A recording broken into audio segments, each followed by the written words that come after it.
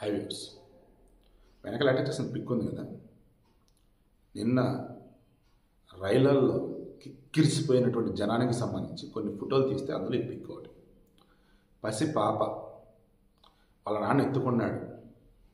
అసలు గాలి దూరే సందులేదు, అంత క్రౌడ్. ఆయన రైళ్లలో ఎక్కేసింది. ఈ పాప ఏడుస్తూ. నేను ఢిల్లీలో తొక్కిసలాట జరిగింది రైల్ స్టేషన్లో. ఇప్పుడు సోషల్ మీడియాలో బయట ఓపెన్ ప్లాట్ఫామ్స్లో అంతా మాట్లాడుతుంది, డిస్కస్ చేస్తుంది, క్వశ్చన్ చేస్తుంది. ఒకటి, సార్ మోడీ గారు ఏంటి సార్ ఇది, లక్షల కోట్ల బడ్జెట్లు ప్రవేశపెడతారు, కోట్లలో ఎంప్లాయీస్ ఉంటారు, మరి రైళ్ళు ఏంటి సార్, ఏమైనాయి సార్, డబ్బున్నోడే విలాసవంతంగా బతకాలి, డబ్బు లేనోడు మిడిల్ క్లాస్ వాడు మీకు ట్యాక్సులు కడతలేదా, ఉప్పు పప్పు ప్రతి దాని మీద ట్యాక్స్ ఉంది కదా సార్, మేమేం తప్పు చేశాం సార్, మేము పుణ్యక్షేత్రానికి వెళ్ళడానికి ప్రశాంత ప్రయాణం చూద్దాం, కనీసం నించోడానికి కూడా మాకు ఖాళీ ఉండొద్దా, భార్య బిడ్డలతో ప్రయాణిద్దామంటే ఏంటి సార్ ఇది. అంటే ఎంత ఘోరం అంటే ప్రస్తుతం రైల్వే వ్యవస్థ నార్మల్ బోగీలు తక్కువ, స్లీపర్ బోగీలు తక్కువ, ఏసీలు 10 రూపాయల దగ్గర కూడా ఆలోచిస్తారండి కామన్ మ్యాన్.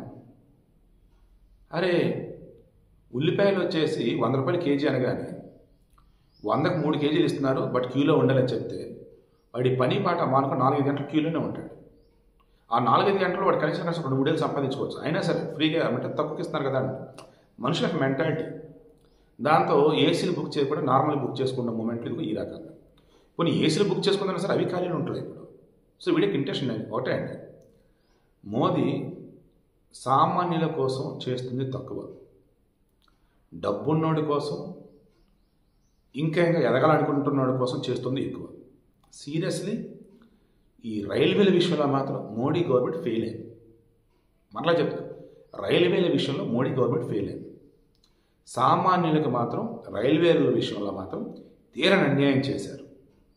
జనరల్ బోగీలు పెంచడం వల్ల ఉన్న రైలుని ప్యాసింజర్ రైలుని తీసేస్తున్నారు. ఆ ఉన్నటువంటి ఎక్స్ప్రెస్లు సూపర్ ఫాస్ట్లో వచ్చేసి ఏసీ బోగీలు పెంచుతున్నారు, నార్మల్ బోగీలు తగ్గించేస్తున్నారు. అదేమని కొన్ని రూట్లో వందే భారత్లు పెట్టేస్తున్నారు, అవే టికెట్ రేట్లు భయంకరంగా ఉన్నాయి. ఇలా చెప్పుకుంటూ పోతే టికెట్ రేట్లు ఎక్కువ పెట్టినా కొన్ని చోట్ల ఫెసిలిటీస్ ఉండటం లేదట. ఇంకొంచెం టికెట్ లేని వాళ్ళు ట్రైన్లోకి ఎక్కేస్తారు, ఇంకొన్ని రిజర్వేషన్ లేని వాళ్ళు అక్కడికి వచ్చేసి ఇబ్బంది పెట్టేస్తా ఉన్నారు. రైల్వే వ్యవస్థని నాకు తెలిసి మోడీ గవర్నమెంట్ వచ్చాక భ్రష్టు పట్టించినంతగా ఎవరూ పట్టించాల. అదేమిటి వందే భారత్లు చూసి బుల్లెట్ ట్రైన్ చూసి సంకలు గుద్దుకుంటా ఉన్నాం, ఊహో అంటూ ఉన్నాం. బట్ రియాలిటీ అయితే రైల్వే వ్యవస్థని ఘోరాతఘోరంగా భ్రష్టు పట్టించారు.